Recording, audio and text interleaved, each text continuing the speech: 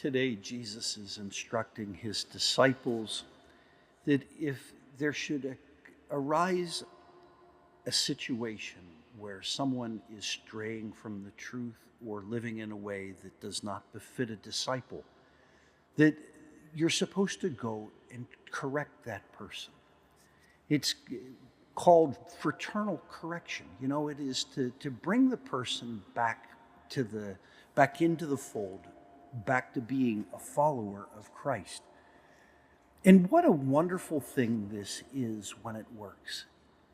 The purpose is to draw someone back. It's not to celebrate, or to point out their defects, their faults, or their errors. It is to bring the person back. And what a beautiful thing it is when this occurs. But Jesus is well aware of the human heart, and he says if the person doesn't listen to the one individual, they should take two others with them so that the facts can be established. This is a pursuit of bringing someone back, of reconciling them, of pointing out the error so that the person may again come back to the right path. When you think about this is very much the ministry of Jesus. It is the very power of God, this reconciliation. Jesus has given us a divine power. If you want to act like God, then be an agent of reconciliation. It is a divine power, this ability to reconcile, and how our world needs this. In the midst of conflict and division, we know that it is Christ who brings us together.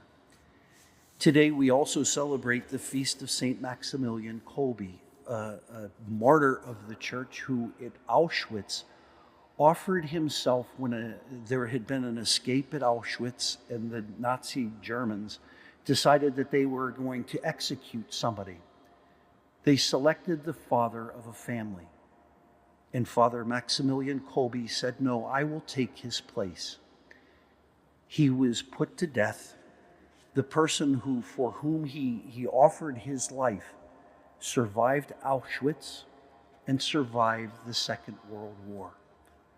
St. John Paul II, a countryman, a fellow Pole, was the one who was able to canonize St. Maximilian Kolbe. You can see, this willingness to lay down your life for a friend in the life of this wonderful saint. Jesus says, where two or three are gathered in his name, there he will be in their midst. Christ is in our midst in so many different ways. In the lives of saints,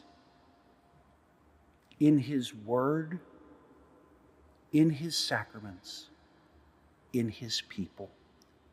We are the reconciling people of God. We are the people who carries his word and his message. May we do this with great love for the love of this world.